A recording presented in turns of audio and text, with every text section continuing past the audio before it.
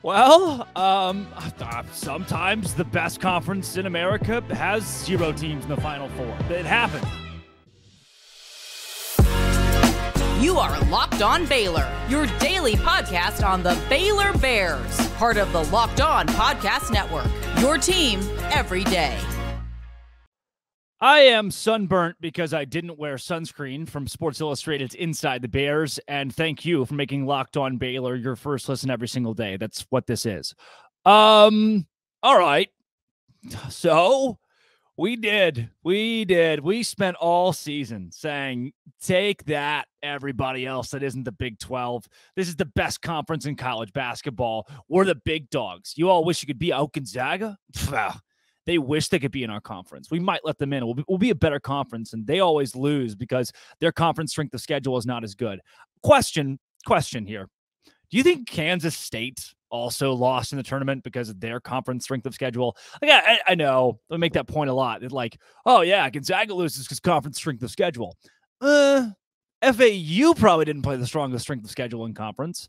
Miami certainly didn't. The ACC was pretty much cheeks. Their number one team preseason. Cheeks meaning butt, or the A word to those who are not as millennially inclined, Gen Z, whatever I am inclined.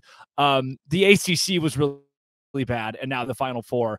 It's a Texas team that gets bounced to an 8. Like, I didn't expect the ACC to make it out of the first weekend, much less be in the Final Four. San Diego State's conference schedule, they play the Mountain West, not the Big 12. And then UConn plays in the Big East, which I think is the second best conference in basketball and has proven over the course of the tournament this year that they, the Big East, are the second best conference in college basketball by a slim margin. Like, it's not as wide of a gap as maybe we thought it'd be, considering how many Big East teams rolled their way into nice March runs. You saw Creighton just dominate Baylor. I mean, they led that entire game. I think dominate's a pretty comfortable thing to say. But now you have Texas gone, which good. Kansas State is gone, not good. I like Jerome Tang. We're going to hear a little clip from him later where he talks about Scott Drew. I think I'm going to put that in the show. And then coming in, we thought we had Kansas and Baylor, and I had Iowa State and TCU both going to the Elite Eight. I thought those two teams had the best shot. I thought Iowa State was going to mow over Pitt, and I thought TCU was going to beat Gonzaga. Neither of those things happened, and I was wrong. If not for me having UConn as my national champion, we are all massive Huskies fans this week. If not for that, then my bracket would be entirely busted. But I do have UConn as my national champion, so that's still going for me.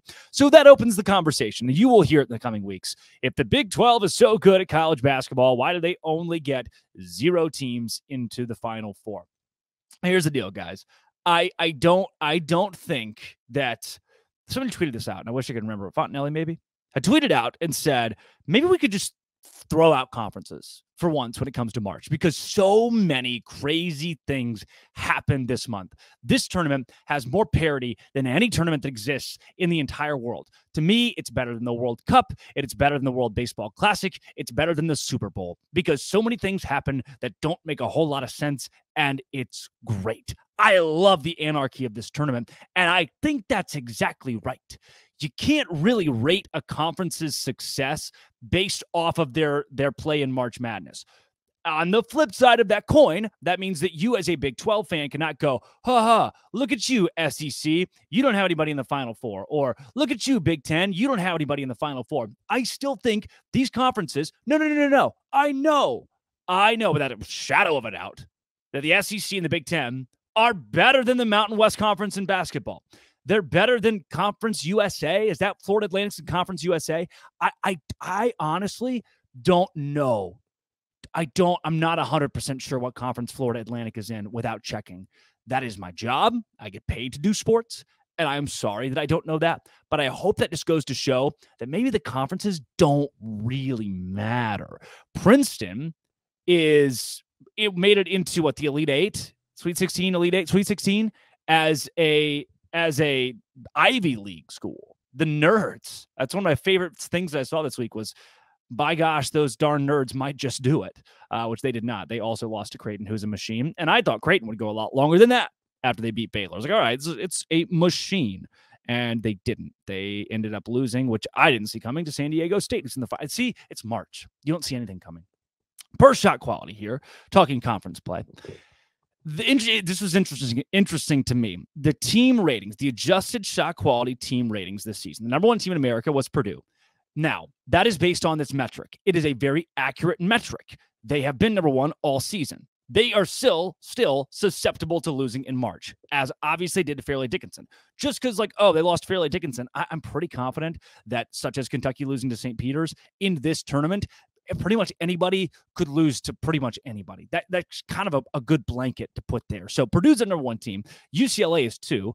Alabama was 3. Them losing also to San Diego State in the Sweet 16, which was nuts. This Aztecs team, I don't know what they've got in them, but go them, I guess. I hate FAU now after they belittled Fairleigh Dickinson. So I am a huge San Diego State and UConn fan this week. UConn, the 4th best team in America per shot quality. Iowa at 5. The entire top 5 does not feature a team from what we call the best conference in college basketball. It instead features 2 Big Ten teams in Purdue and Iowa, an SEC team in Alabama, a Pac-12 team at UCLA at 2, and a Big East team in Wisconsin. Here's where we get crazy. Kansas, TCU, Baylor, Tennessee, and Texas. 4 out of the rest of the top 10 round out of the Big 12. And again, Baylor's in the top 10 this season per shot quality. They just ran into, and we'll talk about it in the offseason, they did run into a bad matchup. They got a fairly easy side of the bracket, excluding Creighton. I think Baylor could have done fine against San Diego State. They rebounded a little bit better than I expected them to, and probably they out-rebounded in the tournament what they did in the regular season. But Baylor had it right in front of itself to move on and get to a Final Four if they beat Creighton, at least to the Elite Eight if they beat Creighton, because Princeton was waiting for them if they were to beat the Blue Jays, and San Diego State was waiting for them. So it was right there. They got a bad matchup, and they get bounced. But 4 of your top 10 teams in America per shot quality are from the Big 12. I am firmly confident that this is still the best league in college basketball. And again, you can disagree. I believe that because the Big 12 showcases its talent in the regular season. They showcase it in the non-conference. They showcase it in the Big 10, Big 12. Big 12, SEC showcase. All of that is great on the resume of the Big 12 as the best conference in college basketball, which they still are. Look, the SEC didn't have a single team in the Final Four. The Big 10 didn't have a single team in the Final Four.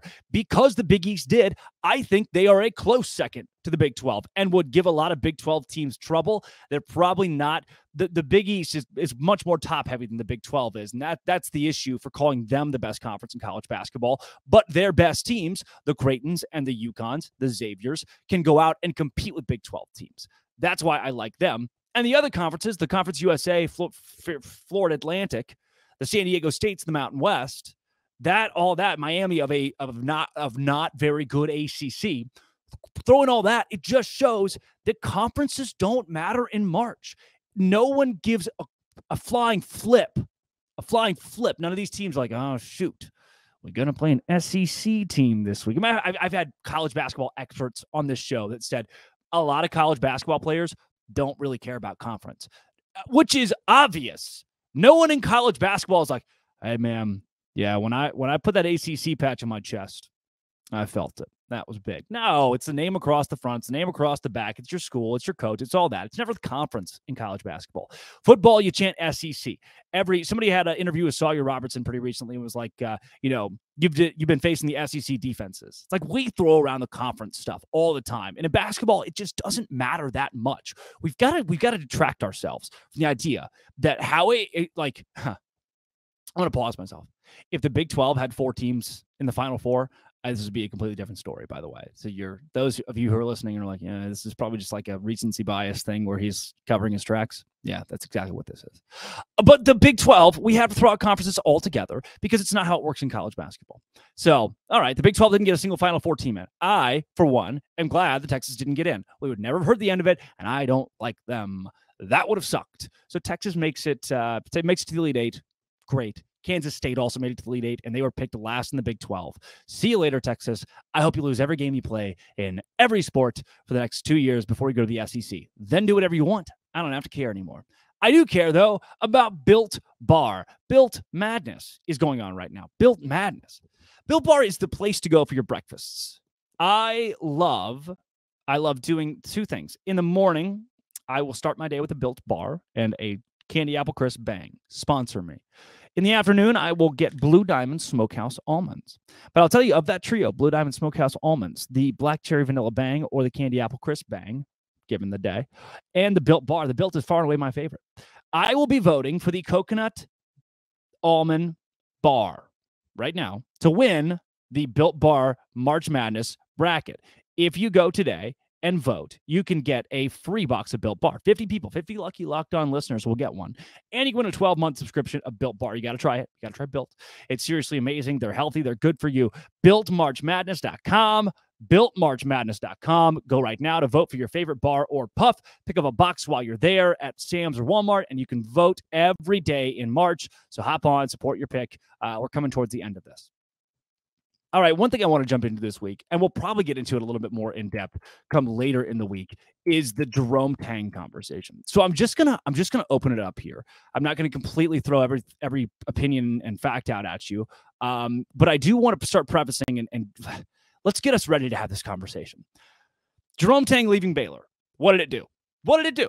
Because there was a point in time where oh no, not me with a poppy and dramatic tweet. I tweeted probably 3 months ago, around January. It was like, losing Jerome Tang was truly detrimental to parts of Baylor men's basketball. And then, of course, the first few are like, no, there's no way. Oh, no. And Scott we trust, which I agree. Yes, still in Scott we trust. But let's take a look at a guy who went and took the worst team in the Big 12. Two players that he got when he got there, went and hit the transfer portal for a bunch of guys that the rest of America didn't need on their rosters. They were not transfers that you were like, oh, that guy is going to be the guy. He took Marquise Knoll, who was 5'8", and turned the squad via his attitude, his dedication, commitment, the buy-in from the players, turned the squad into an Elite Eight team in year number 1. That's right. Jerome Tang did that. By the way, I love him. He's the first person I hugged after Baylor won the Big 12 championship in men's basketball last year. There are people that work for Baylor that don't necessarily love this show, and they're not the biggest fans of yours truly. There are a few of those that exist out there. Jerome Tang was not one of them. If I had one fan, it was Jerome Tang. If I had 1 million fans, Jerome Tang was one of them. If I had 0 fans, Jerome Tang was dead. And that meant a lot to me because there are very few people at a program so high caliber at Baylor that have gone out of their way to be so kind to me. And I've learned in the last week that was reality for a lot of Baylor people, in Baylor media people, and a lot of people who are just like active on social media are active Baylor fans, that he was just really nice to those guys. So maybe I have a bias because of that, but I think it started to come to fruition as you're seeing these videos of him going into the FAU locker room. Something that Scott Drew has done, and something that I'm sure Jerome Tang learned from Scott Drew. The keep your head up video of his team coming into the locker room. He tells every guy, every staff member, every person down to the trainers, keep your head up, keep your head up, keep your head up after they lost to FAU.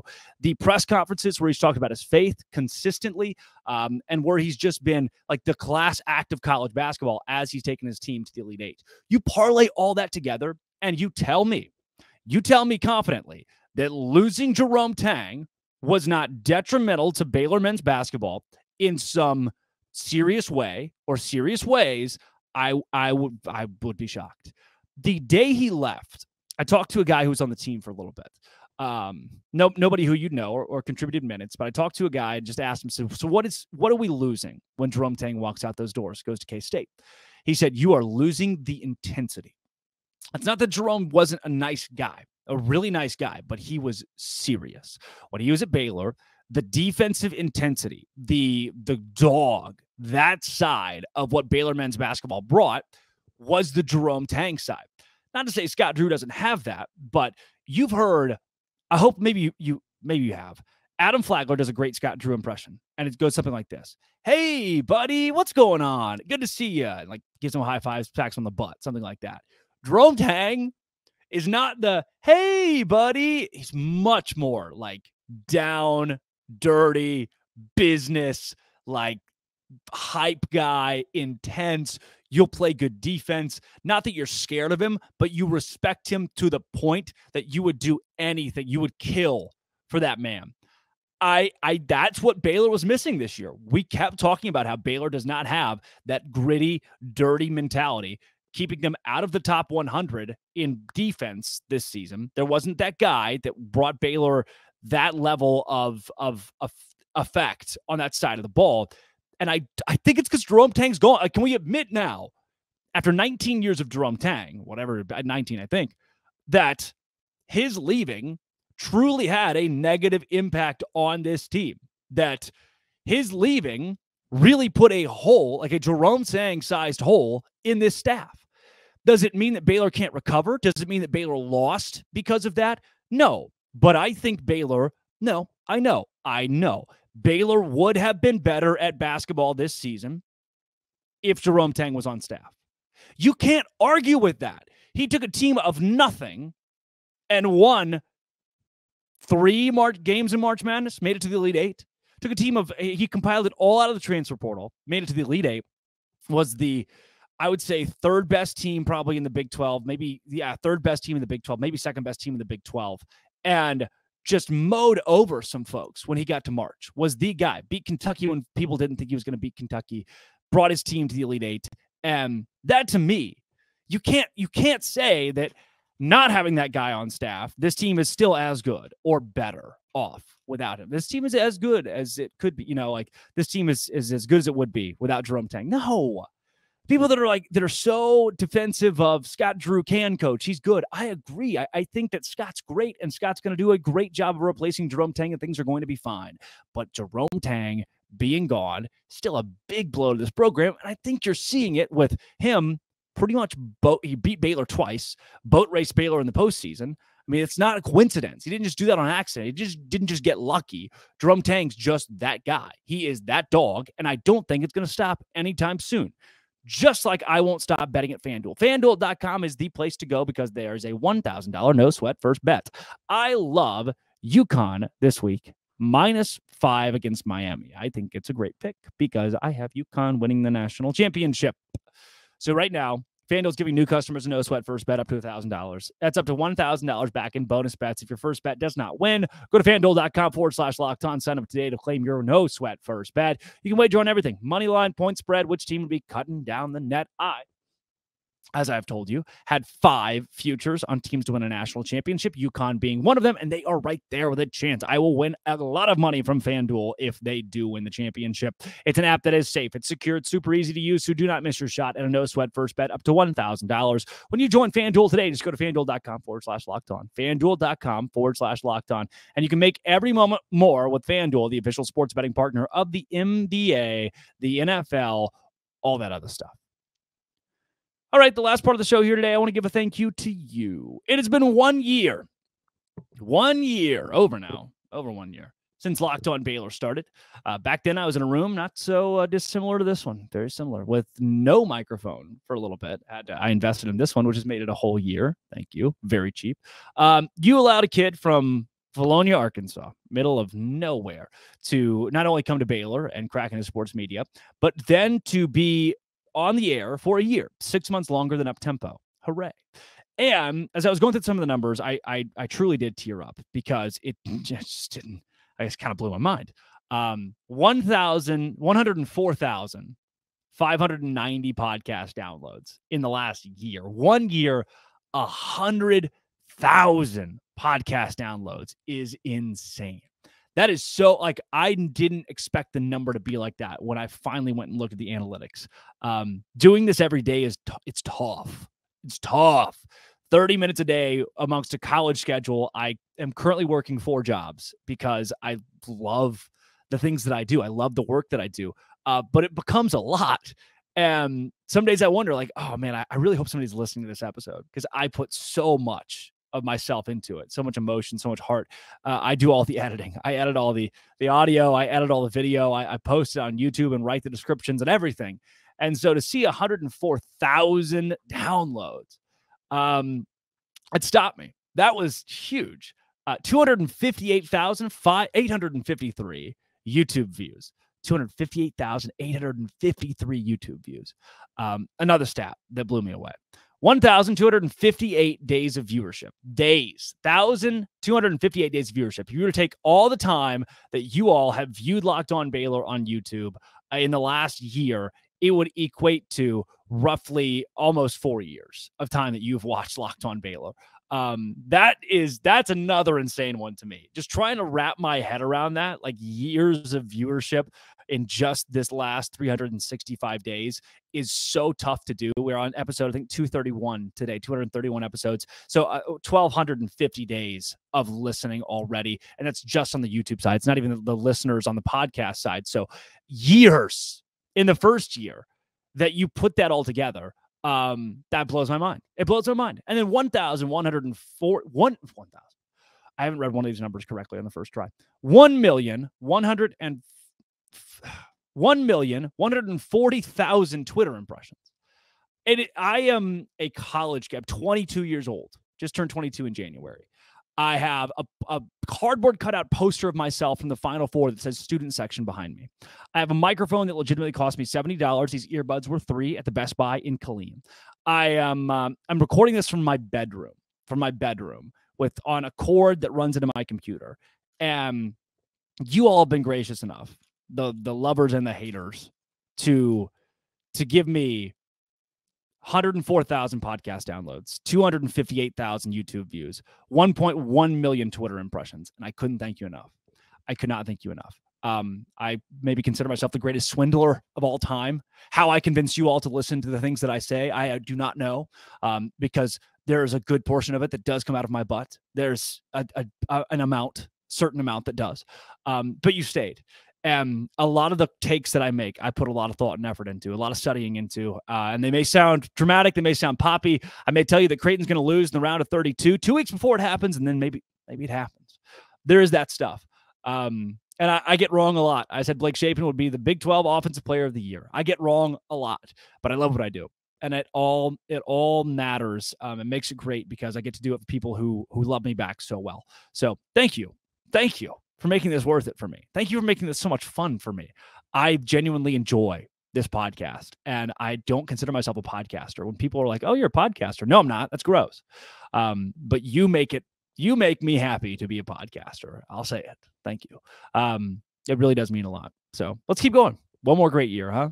One more. I'll just stay here for a while. I got big Waco news coming up. Ask me about it sometime. This has been, always will be, Locked On. Thanks for making your first listen every single day. Come back tomorrow. We're going to talk more about Baylor basketball, Big 12, Jerome Tang, as well as football and spring football. The spring games coming up in 3 weeks.